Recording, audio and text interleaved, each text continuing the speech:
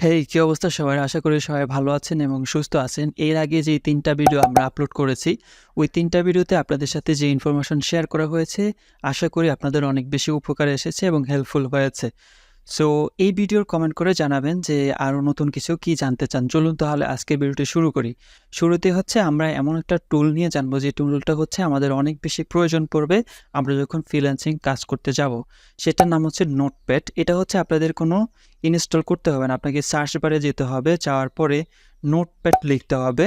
তো আমি এন লেখার সাথে সাথে দেখুন নোটপ্যাড চলে আসছে। এই যে এটা হচ্ছে আমাদের কম্পিউটারের সাথে থাকা বিল্ট ইন একটা অ্যাপ।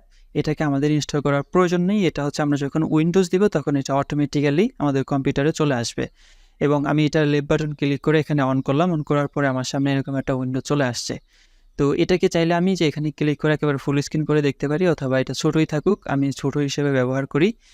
এইটা আমরা মেইনলি কি কাজে ব্যবহার করব সেটা দেখার জন্য আমি চলে যাচ্ছি হচ্ছে আমার যে ফাইল আছে সেই ফাইলের ভেতরে, এবং আমি চলে যাব ডকুমেন্টে আসলে দেখুন এই যে এইগুলা সবগুলা কিন্তু টেক্সট ফাইল।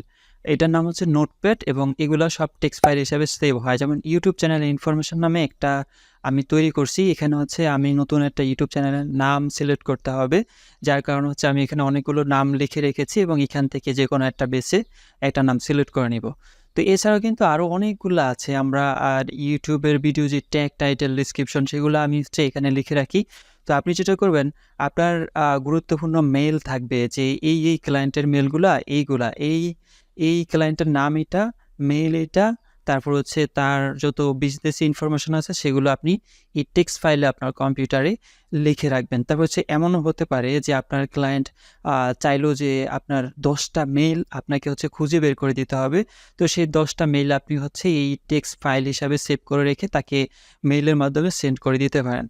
তো এইটার আরেকটু হচ্ছে আমাদের কাজ করার প্রয়োজন পড়তে পারে। আমি যদি এখানে যাই, যাওয়ার পরে এইটা হচ্ছে আমাদের আমরা সেভ কিভাবে করব?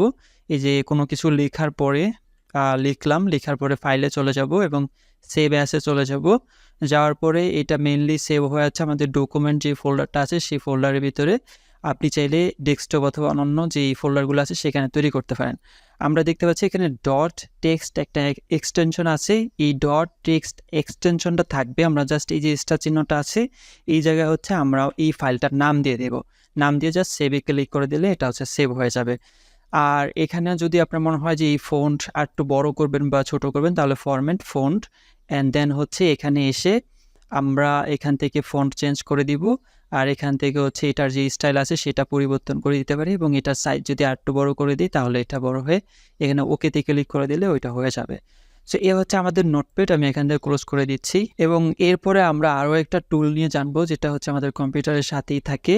সেটা হচ্ছে ক্যালকুলেটর। আমি জাস্ট এখানে লিখে দিব। তো আমরা এখানে দেখতে পাচ্ছি এই যে ক্যালকুলেটর চলে আসছে। এখানে জাস্ট আমি ক্লিক করে দিব, মাউসের লেফট বাটন ক্লিক করে দেওয়ার সাথে সাথে ছোটো একটা উইন্ডো নিয়ে আমাদের সামনে ক্যালকুলেটর অন হয়ে গেছে। এটা আমাদের অনেক সময় প্রয়োজন হবে। আমরা হিসাব কিতাব ক্ষেত্রে আমাদের কম্পিউটার ভিতরে প্রয়োজন হবে। ধরুন আপনার কোনো একজন বায়ার আপনাকে বলল যে এই কাজটার জন্য আমি তোমাকে $50 দেব। তো এখন আপনি হিসাব করতে হবে যে এই $50 আপনার বাংলাদেশি টাকায় কত টাকা হয়। এভাবে কিন্তু আমরা গুণ, ভাগ, বিয়োগ, তারপর হচ্ছে যা যা করা দরকার সেগুলো করতে পারি এবং এই আরও চিহ্নতে ক্লিক করে এটার আরও আমরা সেটিং এখান থেকে চেঞ্জ করতে পারি। তো আমি এখান থেকে এটাকে ক্লোজ করে দিলাম এবং এরপরে আমরা আরও একটা টুল নিয়ে জানবো। সেই টুলটা হচ্ছে ক্যালেন্ডার। আমি জাস্ট এখানে লিখে দিলেই হচ্ছে এই যে ক্যালেন্ডার অ্যাপটা চলে আসছে। এই যে এখানে ক্যালেন্ডার আর এটা হচ্ছে ক্যালকুলেটর। আমি জাস্ট এখানে ক্যালেন্ডারের উপরে ক্লিক করে দিব। ক্যালেন্ডারের উপরে ক্লিক করে দেওয়ার সাথে সাথে আমাদের সামনে ক্যালেন্ডারের যে ইনফরমেশনটা সেটা চলে আসবে। তো এখানে আপনার হচ্ছে বিভিন্ন কাজে এটা ব্যবহার করতে পারেন। আপনার ডেট, টাইম দেখতে পারেন, এখান থেকেও দেখতে পারেন। যেমন 12 তারিখ 12 মাস 1 তারিখ 2023 এবং এখানে ডিসেম্বর 2023, তারপর হচ্ছে 1 তারিখ। এখানে আপনি মেনলি আরও হচ্ছে ইভেন্ট বা হচ্ছে আরও অনেক কিছু তৈরি করতে পারেন। ধরুন কোনো একটা মিটিং আছে, সেই মিটিংয়ের ইভেন্ট আপনি তৈরি করতে পারেন। নাম, তারপর হচ্ছে স্টার্ট টাইম, তারপর হচ্ছে এন্ড টাইম, আর ডিসক্রিপশন টাইমটা এখানে সিলেক্ট করে দিয়ে ওই ইভেন্টটা আপনি এখান থেকে তৈরি করতে পারেন। সো এই হচ্ছে আমাদের ক্যালেন্ডার, ক্যালকুলেটর এবং নোটপ্যাড। আশা করি এগুলো হচ্ছে আপনাদের খুব বেশি উপকার আসবে। এরপর হচ্ছে আমরা আরেকটা টুল সম্পর্কে জানবো, সেটা হচ্ছে স্ক্রিনশট নেওয়ার জন্য। আমাদের বিভিন্ন সময় স্ক্রিনশট নেওয়ার প্রয়োজন পড়তে পারে। স্ক্রিনশট নেওয়ার জন্য আরেকটা টুল আছে, এগুলো সবগুলো ফ্রি। সেটার নাম হচ্ছে স্নাফিং টুল। এই যে এখানে দেখতে পাচ্ছেন না, আপনি জাস্ট এই স্নাফিং টুল এই জায়গায় লিখে দিবেন, লিখে দেওয়ার সাথে সাথে চলে আসবে। এই যে এখানে হচ্ছে আমি যেগুলা রিসেন্টলি ব্যবহার করছি সেগুলো এখানে আমাকে দেখাবে।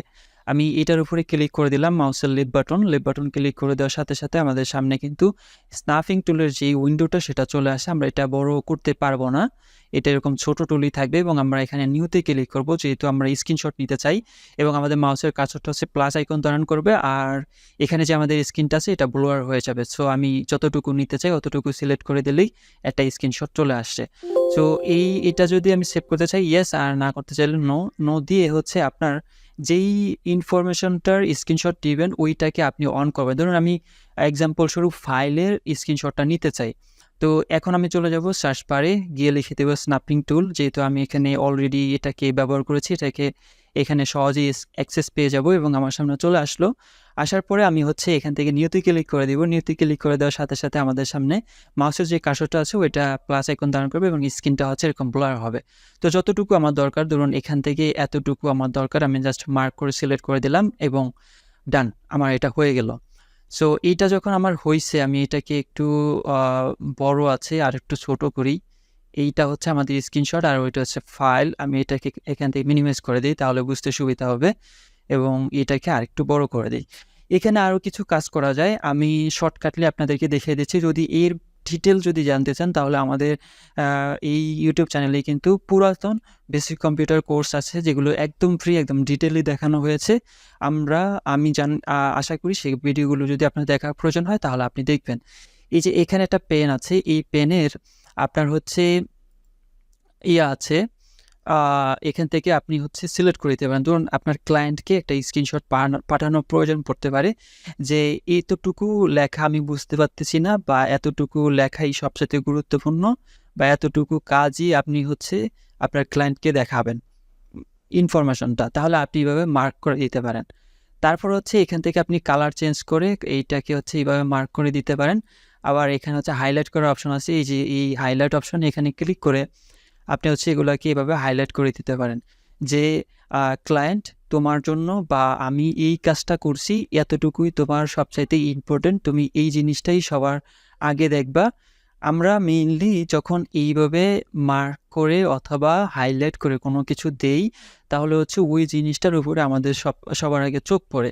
ধরুন কোনো একটা ইনফরমেশন আমার ক্লায়েন্টকে দেখানোর প্রয়োজন, সেক্ষেত্রে আমি যেটা করতে পারি এভাবে আমি স্ক্রিনশট দিয়ে মার্ক করে দিতে পারি যে এতটুকুই সবচেয়ে ইম্পর্টেন্ট, বা এতটুকু আমি বুঝতে পারতেছি না, এতটুকু কি তুমি আমাকে বুঝিয়ে বলো, বা এইটা আমার কাজ, এটা তুমি দেখো সব কিছু ঠিক হয়েছে কিনা। তো মেইনলি আমরা এখানে আজকে যেই বিষয়গুলো জানলাম, আর হচ্ছে এটা সেভ করতে চাইলে ফাইল অ্যান্ড দেন হচ্ছে সেভ অ্যাজ, তারপর হচ্ছে আমরা এখানে ডেস্কটপ এবং ক্যাপচার যে পিএজি আছে আমি চাইলে পিএনজি করতে পারি। এখান থেকে ফাইলের যে ফরম্যাটটা আছে সেই ফরম্যাটটা চেঞ্জ করে দিয়ে আমি চেঞ্জ করবো না এবং সেভে ক্লিক করে দিলাম। সো অলরেডি আমার একটা আছে ক্যাপচার, এই যে ক্যাপচার যে পিএজি আমার, এটা একটু ডিলিট করে দিই। ডিলিট করে দেওয়ার পরে আমি নোতে ক্লিক করে দেন সেভে আবার ক্লিক করি, তখন এটা সেভ হয়ে যাবে।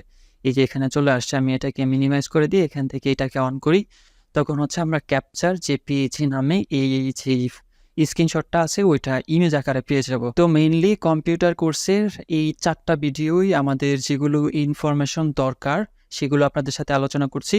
এর পরবর্তীতে আমরা চলে যাব গুগল ক্রোমের যেই ইন্টারনেটের যে ওয়েবসাইট, যেই টুলগুলো আরও জানা দরকার সেগুলো নিয়ে। সো দেখা হচ্ছে পরবর্তী ভিডিওতে।